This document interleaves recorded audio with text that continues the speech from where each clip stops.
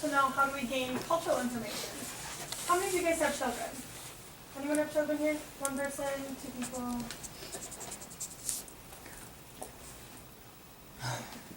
Often we see that children have their own language. And they talk in like text lingo by shortening everything and using abbreviations for everything. Similar to that, deaf people kind of have their own vocabulary as well.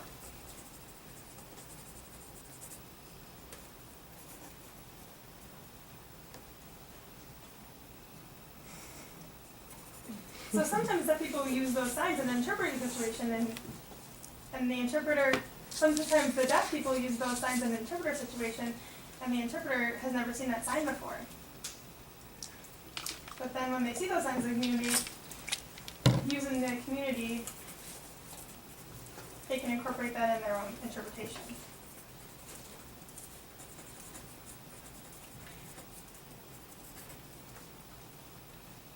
The deaf community is a really safe place to get information and ask specifics about what people mean.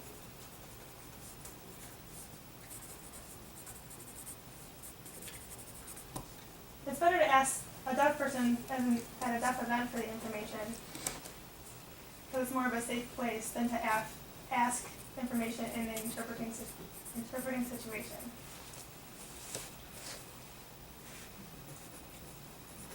If you're at a doctor's office and you ask someone what they're talking about, it won't be professional. So it's better to do that in a social situation.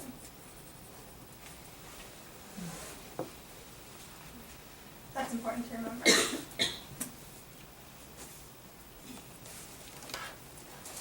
Our language is developing in the deaf community.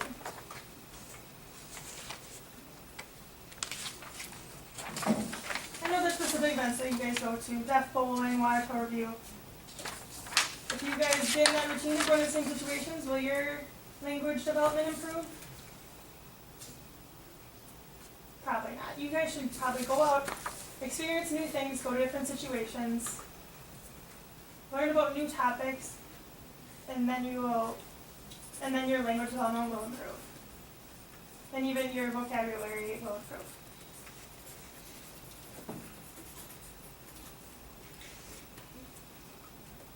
Okay, that was my first presentation.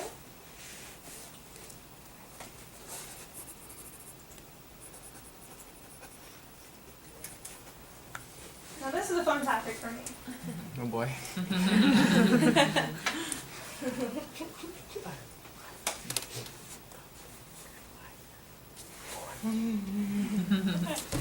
This is what you're gonna say.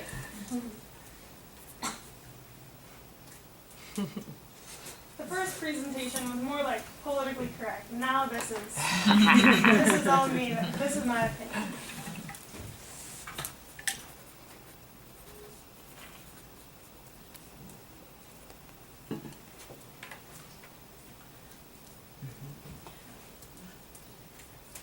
I have a sign clarification.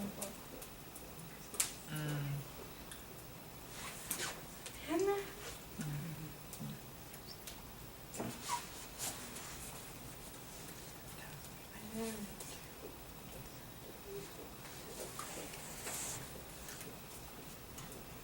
Institutionalized. So Jill was asking a sign clarification of when it's appropriate to use a specific sign, and if you use a specific sign in an event setting versus a professional interpreting setting, it would be inappropriate.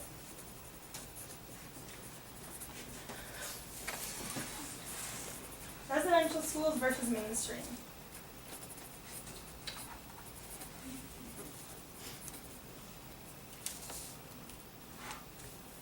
Sometimes when you go into a mainstream setting, the interpretation is more clear, and sometimes it's more abstract.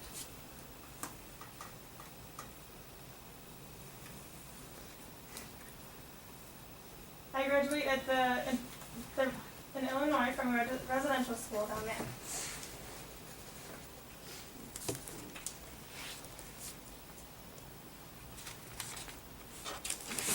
In a residential school, there's typically equal communication access.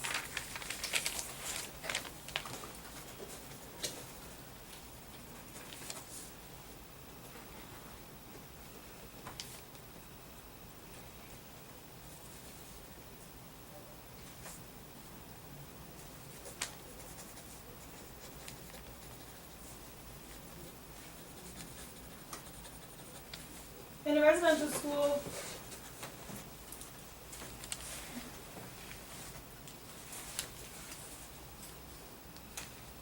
In a residential school, you learn to be able to determine whether an interpreter is qualified or not. In a mainstream setting, you're kind of stuck with what you get.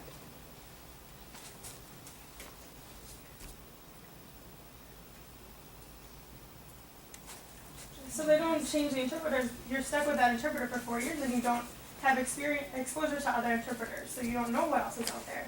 You know, what's right, what's wrong, what if someone's easier to understand.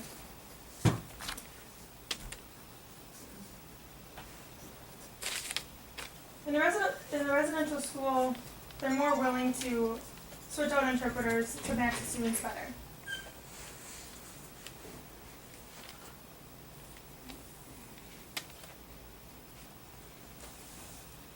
And just so you guys know, it's not personal. You might just not match the student. And now hearing families versus deaf families. Deaf parents know how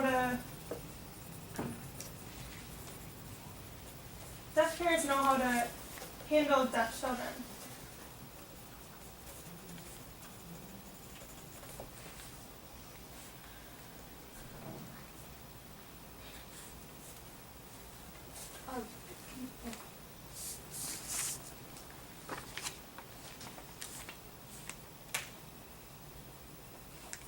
Okay, typically a hearing family's first exposure to the interpreting process is at the IEP meeting, so they might not have extra exposure. Good. So at that meeting is the first time working with an interpreter.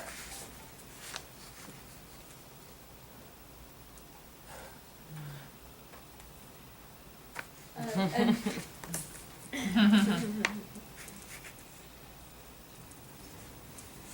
Voice it, Eric, if you've got the parent might not, they might think they know how to sign and they sign with their children and, it.